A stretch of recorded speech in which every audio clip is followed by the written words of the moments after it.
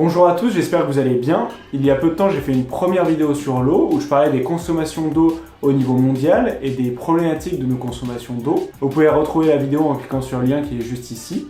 Et on parlait aussi de pénurie d'eau. On estime qu'en 2050, 50% de la population mondiale sera touchée par des pénuries d'eau. Mais heureusement, il y a des solutions pour lutter contre les pénuries d'eau et c'est le sujet de cette vidéo. On va répondre à la question comment combattre les pénuries d'eau. Pour répondre à cette question, il faut d'abord regarder quels sont les secteurs qui consomment le plus d'eau dans le monde. Le secteur qui consomme le plus d'eau dans le monde, c'est l'agriculture, 70% de l'eau dans le monde. Et les trois pratiques agricoles qui consomment le plus, ça va être l'irrigation des champs céréaliers, riz, maïs, blé, etc., la production de viande et la production de produits laitiers. Tout le reste de l'eau consommée par l'agriculture, ça va être pour les fruits, les légumes, les produits agricoles aussi non comestibles comme le coton. Le deuxième secteur qui consomme le plus, c'est l'industrie, 20% de l'eau dans le monde.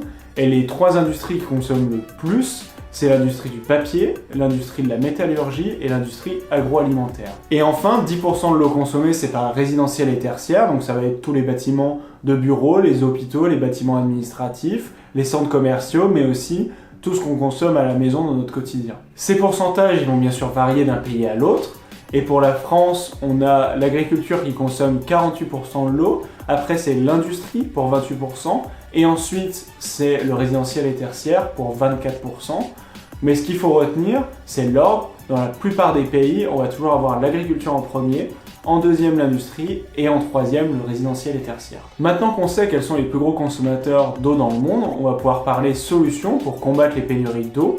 Et on peut les regrouper en deux catégories. La première, c'est les solutions pour réduire nos consommations d'eau. Et la deuxième, c'est les solutions pour augmenter la quantité d'eau douce disponible. Pour réduire nos consommations d'eau, on va pouvoir faire plein de choses. Déjà, au niveau des solutions globales, si on regarde tout secteur confondu, on va pouvoir moderniser les infrastructures hydrauliques pour réduire les fuites. En France, on a un quart de l'eau qui est gaspillée à cause de fuites sur les infrastructures hydrauliques. La deuxième chose à faire, c'est de limiter notre pollution de l'eau et d'améliorer le traitement des eaux usées pour nous permettre de plus facilement récupérer l'eau et la recycler, parfois directement au niveau local, au niveau d'une usine ou directement au niveau de la maison. On a vu que l'agriculture était le plus gros consommateur d'eau au niveau mondial, donc il va falloir agir sur ce secteur-là pour réduire ses consommations. La première chose qu'on peut faire, c'est d'améliorer l'irrigation des champs, en utilisant par exemple de l'irrigation goutte à goutte qui vient irriguer chaque plante de culture plutôt que d'irriguer tout le champ d'un coup. Et aussi, il faut adapter l'irrigation en fonction du type de sol, du type de culture, etc. Ce qu'on peut faire aussi, c'est de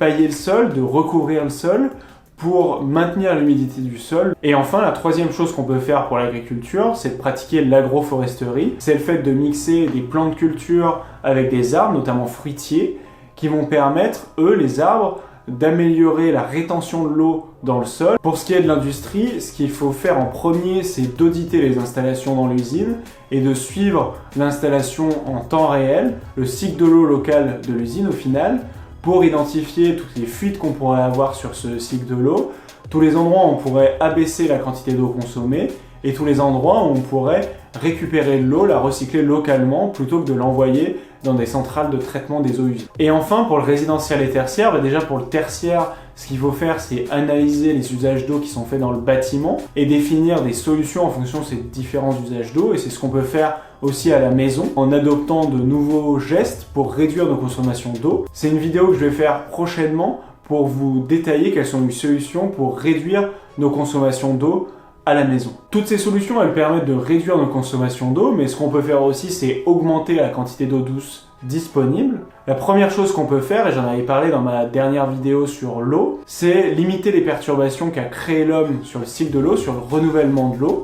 Donc ça passe par limiter la déforestation pour permettre d'avoir plus d'arbres et donc plus d'évaporation de l'eau au niveau des arbres, donc plus d'eau dans l'atmosphère. La deuxième, c'est de lutter contre le réchauffement climatique pour abaisser la température au niveau de la croûte terrestre et ça va permettre d'abaisser aussi les phénomènes d'évaporation, notamment au niveau des zones arides. Et la troisième chose à faire, c'est de limiter le bétonnage au niveau des villes pour permettre à l'eau de s'infiltrer dans le sol plutôt que de ruisseler et parfois de créer des inondations.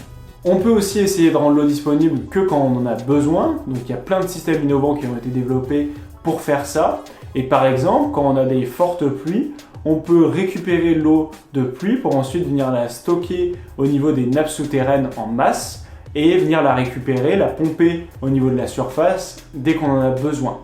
Donc ça, c'est des systèmes qui consomment un peu d'énergie, donc il faut déjà mettre en place toutes les autres solutions dont j'ai parlé avant de mettre en place ces solutions, mais elles peuvent être très intéressantes. Une autre solution, c'est de dessaler l'eau de mer pour créer de l'eau douce, et ça, c'est une solution qui est de plus en plus utilisée, notamment au Moyen-Orient, mais le problème de cette solution, c'est qu'elle consomme beaucoup d'énergie, même si ça a tendance à diminuer au fur et à mesure des années, et c'est une solution qui rejette des polluants.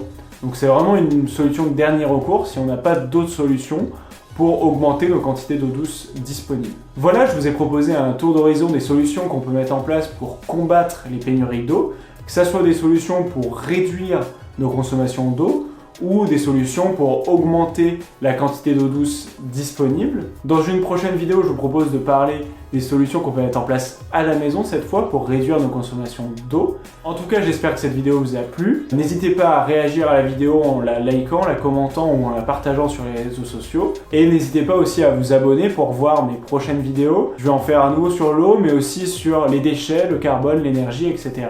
Donc merci beaucoup à vous. À la prochaine. Ciao!